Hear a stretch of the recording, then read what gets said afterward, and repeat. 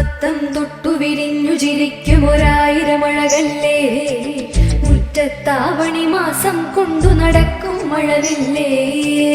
എങ്ങനെ ഏഴു നിറങ്ങൾ ഉഷസ്സിൽ ഇറങ്ങിയതെന്നോണം, ഭംഗിയിൽ ഓരോ പൂക്കളമായി വിടർന്നു തിരുവോണം.